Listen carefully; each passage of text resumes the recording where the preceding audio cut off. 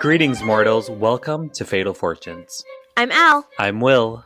Join us for a deep dive into some of history's most fascinating characters who live dangerously beautiful lives and whose legacies haunt us today.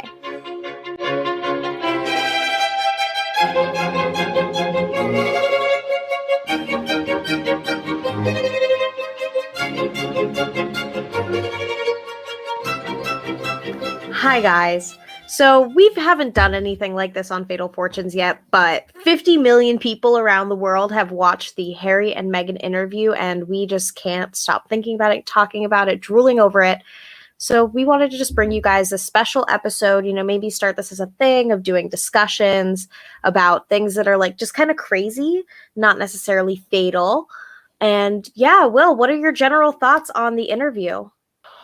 Wow. Well, it was riveting. I told my friends and coworkers that word, like riveting, because it was so engaging. And I wasn't gonna watch the full episode because I was kind of tired and had a stressful week on Sunday night or up to Sunday night. And I was like, okay, I'm just gonna watch 30 minutes of it. And then I ended up watching the whole like almost 2 hour thing because it was just so like juicy and good. But also, I think we finally got to see the true Harry and Meghan, because for so long we've been fed these stories that have been based on lies or salacious rumors or even, sexism and racism that affected Meghan. And, honestly, like I feel like I did buy into some of the conversations that were talked about them, like, how they were kind of, using their royal privileges to kind of, make their own career in Hollywood. Because, honestly, on the outside looking in, it kind of looks like that when all the press is so negative and you don't hear their side of the story. So I feel like it's great that we finally got to hear their side of the story, and it was amazing to hear that. And no other person could have done it besides Oprah. I'm so glad Oprah did it. I know, me and my mom, we were like clutching each other the whole time. We kept going like, can you even believe that? Oh my God. So that's what it was like. And I just felt like Oprah was all of us during the show, like the broadcast. You could see her just like sinking further and further and further into the chair. Like, oh my God. And I was like, that's us. Wow. Yeah, I loved her reactions when she would just be like, what? And I love how it was a scenic interview in a Montecito estate backyard. I hate that it wasn't their backyard. Yeah, it's probably for like privacy concerns. They can only show the chicken coop. Right. Well, we don't want to be here forever because we could go on forever. So our first discussion point is, who asked how dark the baby would be? I want your top three guesses. I think my number one, which I think everyone is thinking, is Charles. And then I think number two, I think it might be Camilla. And then number three, I feel like, I don't know, Andrew maybe. I really feel like it was like Charles and Camilla were like there next to each other and one of them said it. Like, that's just my intuition, but I could, I could totally be wrong. What about you? My intuition is, first I thought it was Princess Michael of Kent after she wore like the Blackamoor brooch to Christmas lunch, and it was the first time she'd ever worn that brooch, and it was the first time Meghan had ever come to Christmas lunch. So I feel like she's the type to say how dark is the quadroon gonna be. And as a quadroon, I'm like, guys, look at my immaculate skin. I'm not that dark, I'll admit it. The baby wasn't gonna be that dark. I know, right? Like how rude. I know, it's so rude. And it really, like, that was really the biggest bombshell that people are still talking about. I mean, people are talking about the other stuff as well, but I think that's one that the royal family really has to sort of confront. And yeah, I mean, I think it's really damaging to not only like the people of color in the UK, but also in the Commonwealth nations. There's so many Commonwealth nations where largely people of color, and to hear that their monarch, reigning monarch, to hear that the family and potentially the new king could be racist is really damaging. It also feels very not, personally for me, it feels not Charles's MO because, he's danced with Grace Jones. He loves going to Africa. But I also think that a lot of lefty white people, like, they don't think that they're racist and then they say stuff like that. Yeah, definitely.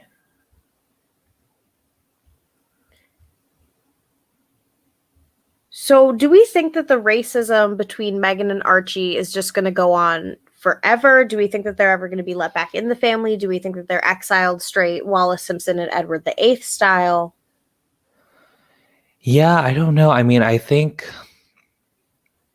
I would like to think that they could have some role in the royal family, which is why I feel like they should have been able to do what they wanted to do was, just sort of participate in royal affairs, but only to like a lesser extent, which makes sense because, Harry was never going to be king. So it makes sense for him to, you know, just want to kind of do things at a lesser level. And I mean, I have faith that they'll be in the family some way. I don't think they're going to be totally X'd out. I mean, it could be. I don't know. I mean, I do think that him and William, they have that sort of strong, unspeakable bond when they were both grieving the death of their mother, Diana. But as we've learned, they haven't talked yet post interview as of yesterday. I know. Yeah, no, I think it's going to take some time. I don't think it's going to be immediate. I don't know. And speaking of William, I'm kind of like, William, your speech at the BAFTAs in 2020 where you said we need to call out and recognize racism, and then your tweets about how we need to call out and recognize racism when we see it about soccer feel really half-assed if the only black person in your family, you can't stand up for them. Yeah. Like, practice what you're trying to preach, William. If you want to see change, be the change. Or like Harry said in the interview, do we think William is trapped? And who's trapping him? Is it like, do private secretaries really have that much power that they're like, I don't know. I mean, when Harry was talking about the trapping, I feel like it was sort of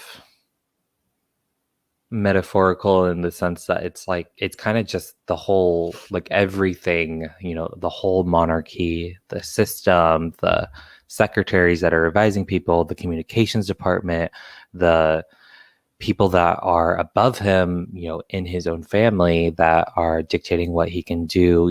It's like he has a lack of control, a lack of autonomy.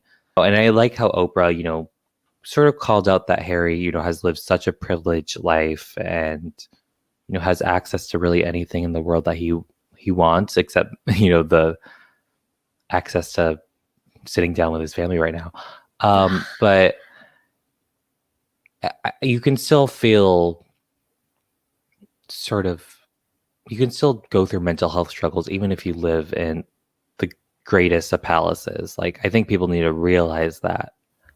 Then we wanted to move on and talk about the media and public hypocrisy in regards to Meghan Markle. Let's start with Piers Morgan. Quitting Good Morning Britain? The walk-off? I know, I saw that. Oh, well, when he walked off, I'm like, did he really quit? Or do you think he was fired? I kind of feel like maybe they fired him, but I don't know. Or maybe maybe he did quit. I don't know. I don't know either, because first of all, I saw in the headlines today that there's a petition with 200,000 signatures to get him back on the show, and that they've lost 80,000 viewers since he left a couple days ago. But everything that the weatherman had to say to him was correct. I bet 6:30 to 7 o'clock the previous day was hard to watch because it was just Piers Morgan being a petulant twat. He was probably just sitting there dragging someone who he hasn't seen in 4 years because he got rejected. That's probably never happened to him before. Yeah, I definitely think he was holding on to that grudge of that one time. And if you guys don't know, Meghan Markle and Piers Morgan, who you know from America's Got Talent and Britain's Got Talent, and now he was recently on Good Morning Britain. But they had dinner one night, and that was apparently the night that she met Princess Harry, or not Princess, Prince Harry. And after that, Meghan just kind of, didn't really reach out to Piers, which I don't really know why she would need to, but. And also, we only heard Pierce's side of the story. I bet he showed up. They were hanging out. He was a creep, trying to hit on her, knowing full well she was about to go on a date. Mm-hmm. And then she met a nice guy and then never talked to this one again. Like, it happens. Yeah. It just reminds me of that guy who got rejected by a girl and then just would try to expose her or try to bring up all these nasty rumors about her. And then, that's what kind of Piers Morgan did. He led a huge charge in the media against Meghan Markle from day one. And, said some pretty racist stuff about her as well. And it's just... Speaking of, Sharon Osbourne, she was saying, point to something racist he's done. Point to it. And it's racism isn't necessarily just straight up calling someone the N-word, and it's not necessarily just waving the Confederate flag. It can be way more nuanced than that. And it can be way harder to point to, but it's just a pattern of Pierce's behavior has shown that he does not like this black woman. And he doesn't like her because of the one experience they had together, and he's using this and weaponizing this against her when he would never do that to a white woman. Yeah, definitely. And this whole fiasco recently, it kind of it makes me think back when Diana was going through all of this. Do we think that the people that were so supportive and gung-ho and loving of Diana, do you think that those same people are also supportive of Meghan, or do you think that it's more complex than that? I think it's more complex than that because I have seen some articles in the Sun and the Daily Mail, the trashiest newspapers, where they're former friend of Diana says she'd be so disappointed in them. Oh, yeah. And then it's what friend? Who is this? Because we all know that Diana would be so supportive of Meghan and Harry and supportive in their decision to leave as well. I don't think she would have left him $30 million if she didn't know that he would need it to get away from them someday. Yeah, I thought that's just sort of a special thing. The avocado toast.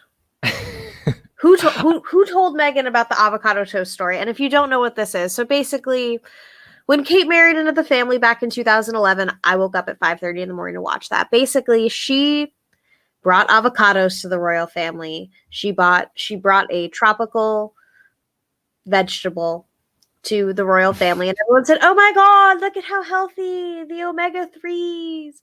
Oh my God, the protein, the fiber." And then Meghan, California girl on the TIG, posted about her avocado toast, and they say, linked to genocide. It's so environmentally unsound for her to have an avocado, waste so much water. And that's what I really loved about the Oprah interview, is how they use these headlines that you may or may not have seen, but they show the hypocrisy between the media coverage between Meghan Markle and Kate Middleton, and you can totally see how there's a total shift in how they were covered. It's really telling about how the British press is racist and very one-sided at times. And xenophobic. I almost feel like had Meghan been a black Brit, the narrative might have been slightly different. I'm not saying that it wouldn't have been there, but I feel like part of it is the xenophobia for Americans.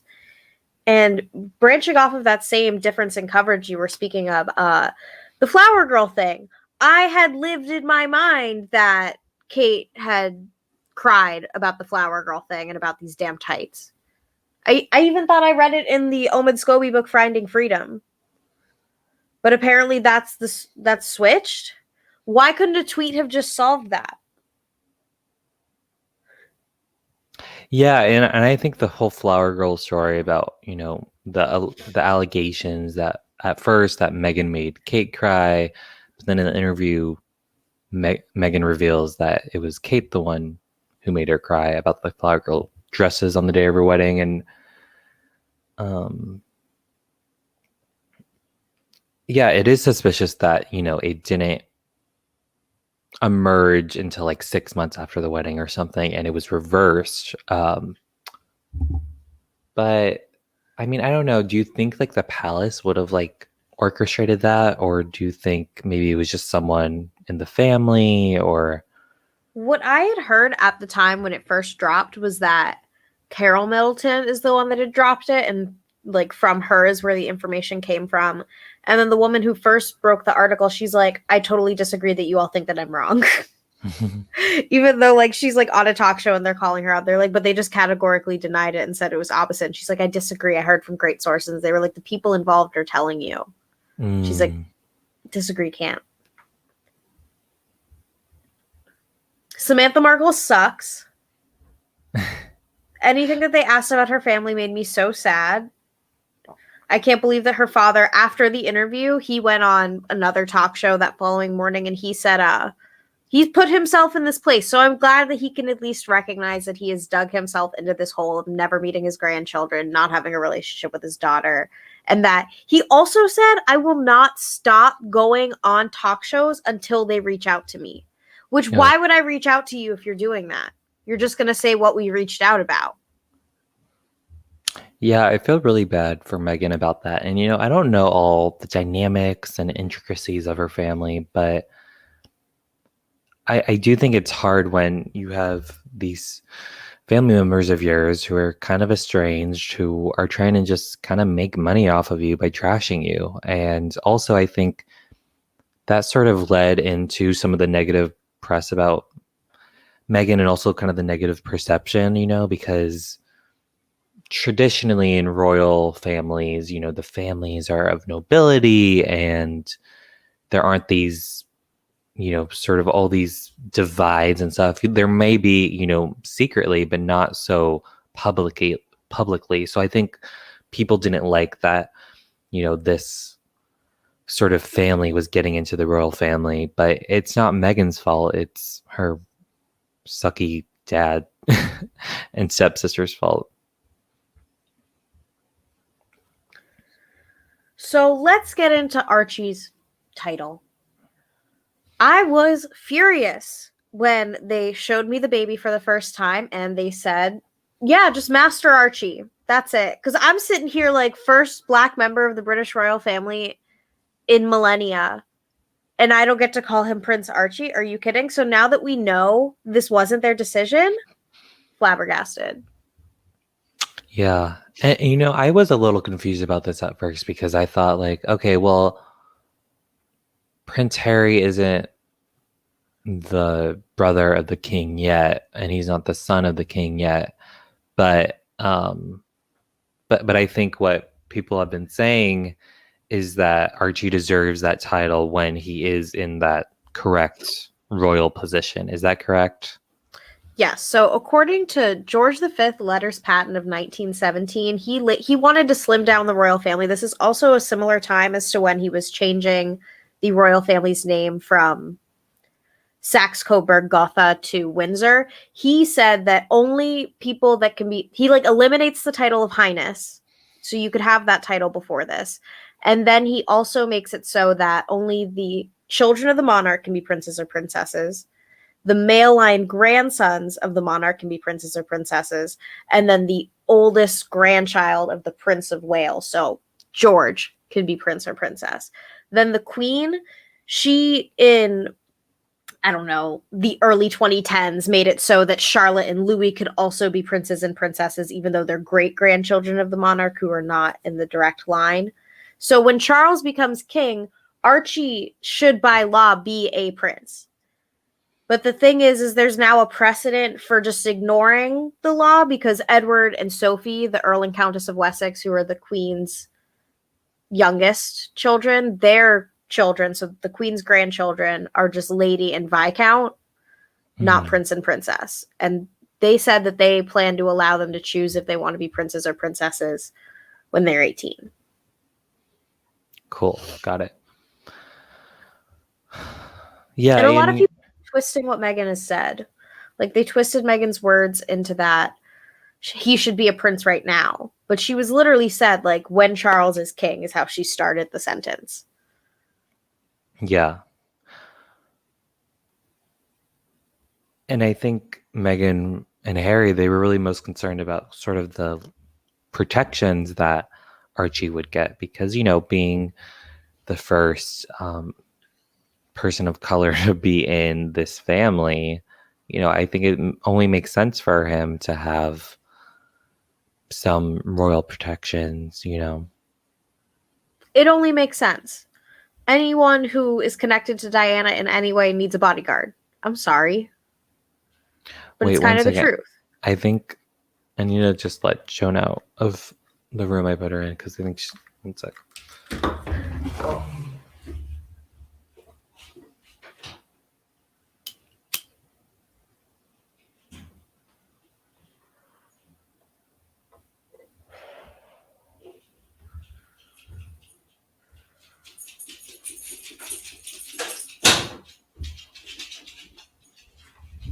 Okay.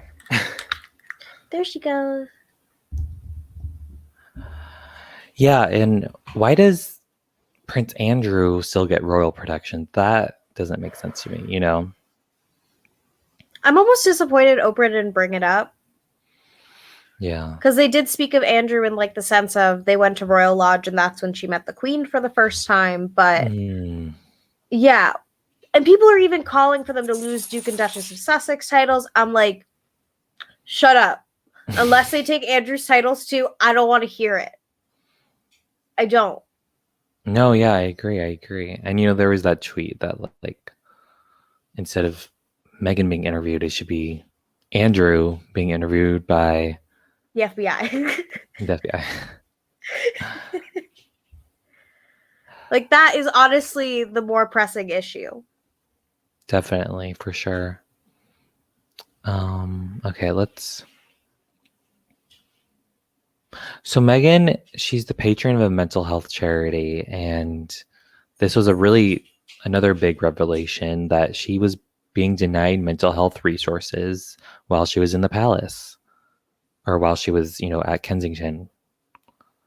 Yeah, while they were still the Fab Four, they had all collaborated on this charity called Heads Together about like doing mental health like hotlines.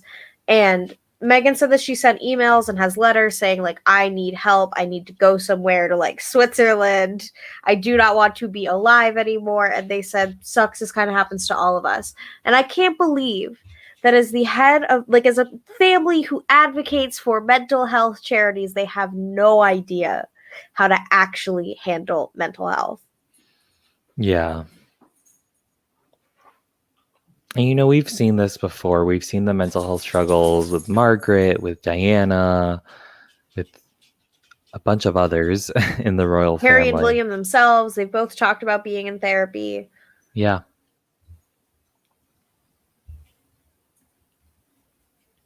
I guess I don't think this was clarified, and I think people are wondering, but like, was Meghan able to see a therapist while she was in there? Yeah.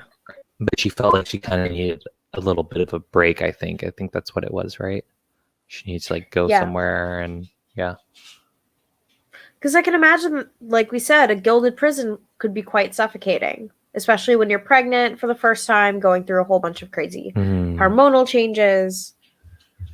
Yeah, and it could be possible that the therapists that they have are sort of like primed on what they can say, and they might, try to guide them like kind of like a hypnotist in a way, like in a specific direction. I don't know. That's just a thought I've kind of had. But sometimes you need that extra separation from the toxic place that you're in. Toxic place, I mean physically. You need to go away. You need to have a break. And yeah, I think it would have been good for her, and they should have let her go. I think they were more nervous about all the stories. Why she had a rehab facility in Switzerland. Why she had a day spa. And I feel like that's a common cause, or I feel like that's a common theme within the British royal family, is that they're more concerned about the perception than the actual people in their family and their own livelihood. Definitely. What do we think they're going to name this baby girl? I feel like Diana's got to be at the top of the list. And if I'm putting my money on any name, it's got to be Diana. I think they might do Diana's middle name, Frances. I think that could be interesting. I like that name. Yeah, I don't know. I mean, I think Diana would be a cool name, but it is a lot to sort of live up to, and I don't know if that would be the right choice, because it's like there's all that pressure and attention, and I don't know. It feels a little risky for me. I don't know, but yeah, that's true. It's kind of like how Princess Charlotte's middle name is Diana, but her first name is something random. Yeah. I heard a really funny theory that they were going to make the baby girl's name Wella so that they would have Arch Wella. So one thing I really loved about the interview was that moment when Harry and Meghan revealed that it's a girl. Meghan's like, go ahead, tell her. And then Harry's like, it's a girl. And then Oprah's like, ah!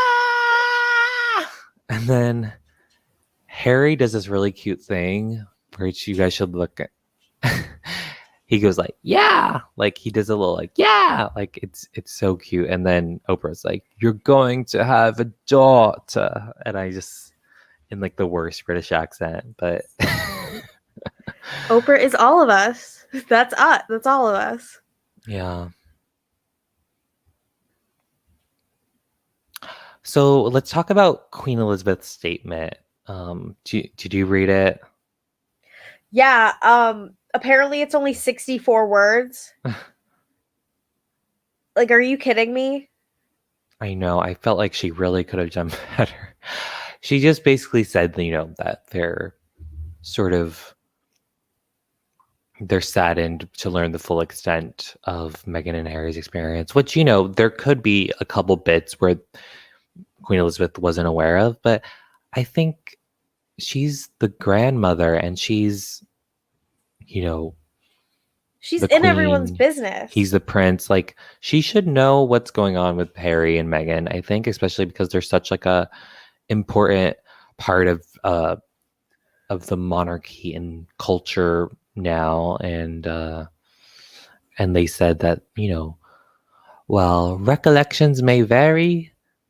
And it's like, gaslight me further, please. I know that was actually a gaslighting thing. Like, just, validate their experiences on,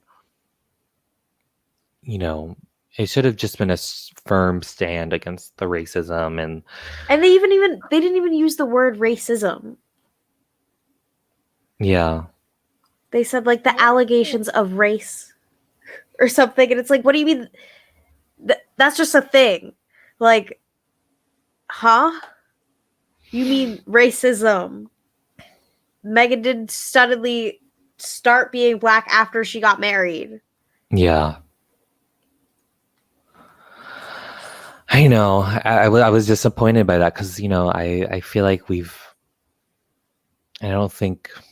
think Queen Elizabeth has made mistakes in the past for sure, like everyone, but I was looking up for her to, do the right thing. And yeah, I mean, I think it was already too late. She already didn't do the right thing by kind of facilitating the Meghan Harry exit, Yeah. And then more about William's response. So I know we talked about it a little bit already, but there's also this video he was like doing like a charity thing, and I feel really bad that whatever work he was doing definitely got overshadowed by like the 5 words he said. But Sky News was there and someone yelled, "Is the royal family a racist family?" And Prince William responded, "We are very much not a racist family." Yeah. Which I almost feel like was better than the 64 words. Yeah, I mean, he's just trying to save face at this point. And, I think what's more important than the public responses for now, I think that they should address it publicly, the royal family. But, just trying to salvage this relationship with Harry and Meghan, it didn't have to be like this, I don't think. They were such assets to the monarchy. Like, they made billions of dollars off those two people. And they were doing so much. They were doing so much good work around the Commonwealth, and I think they really enjoyed doing that work. It's just sort of the pressures with the firm, which I never heard that term, the firm. Have you heard that before? The Yeah. firm. Yeah. It's like a cult almost, the way it sounds. Yeah. Yup. Like, imagine just like getting like a little note from your private secretary where like, you have a meeting with the firm. And it's like, oh God, the firm. Like, now All of them? Now? I can't go out with my friends tonight. I can't go out to Soho in London. Yeah. No Annabelles? No Soho House? Anyway, I feel like there's been so much happening to the monarchy in the last 25 years that do you think that this could be the beginning of the end for it? Do you think that someday 60 years from now we'll be like, "Damn, remember when we just had no idea and now it's over?" Cuz it's not like England hasn't been a republic once before. Right. Yeah, I mean, I don't think it's gonna go soon, but I think I think maybe in like 10 years there could be a possibility, because especially with our generation, like the monarchy is not as popular. Yeah, and the Barbados already said that the Queen's not going to be the head of country anymore or the head of state. They said Barbadian head of state for Barbados. Yeah, and I think Australia did that too.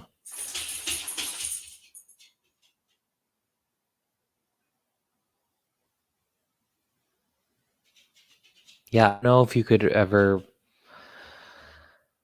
I don't know. I think the Queen is sort of running out of steam in terms of how the monarchy can endure, and I don't know if it's going to go on much longer. I don't know. I mean, I don't know if you can go after Elizabeth, what it'll be like, Right.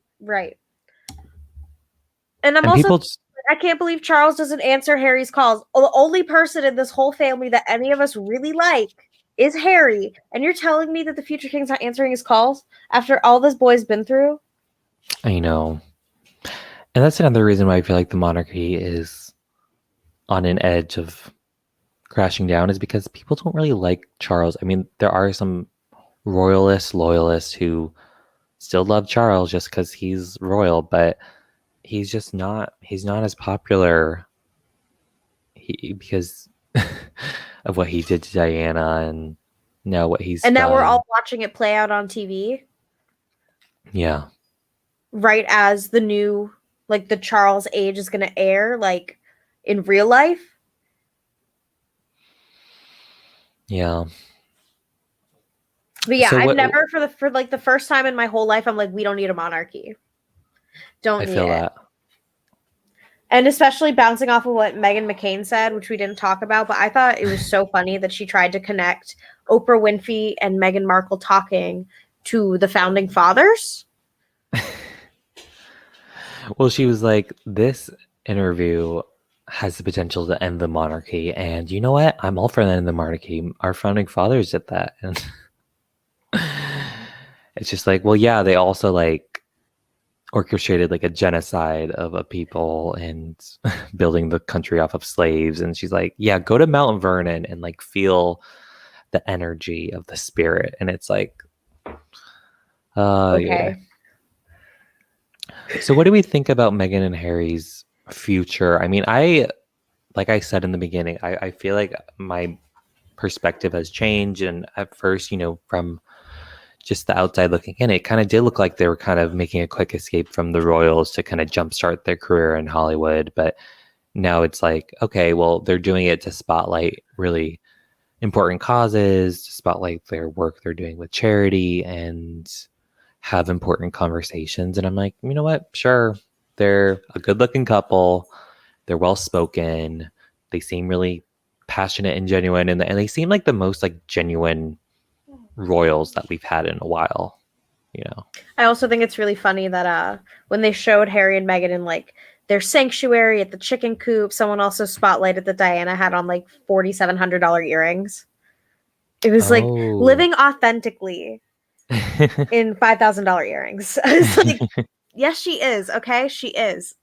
I know. I want to go to Montecito and Santa Barbara and see them, and also the yogurt shop that Megan works at, Humphrey Yogurt, that is in the valley, and I'm actually going to the valley tonight, and I'm like, Please go. I feel Please like I should go. go. Get us content for the Instagram. Okay. Content for TikTok.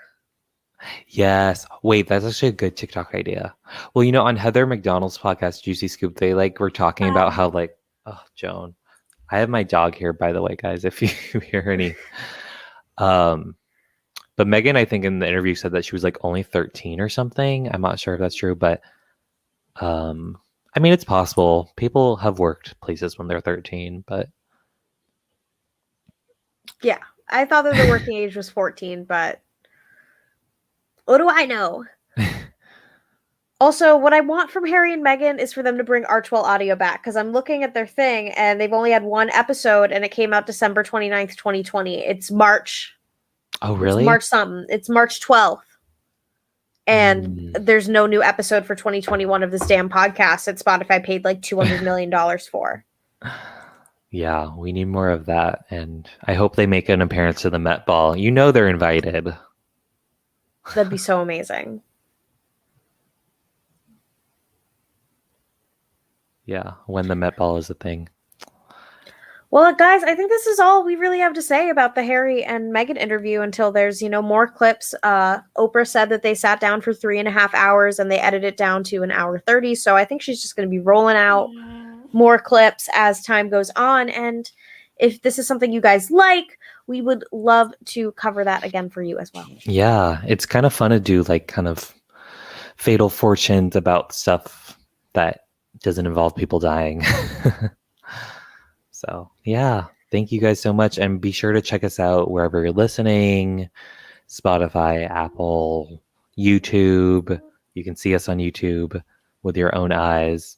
And follow us on Instagram, Twitter, Facebook, TikTok. Yes, and please give us a follow or a rating so we can get the podcast out to even more people. As of last night, we have a new listener in Ireland. Ooh, so we're up hello. to 18 countries now. Nice. Awesome. See ya. See ya. Bye.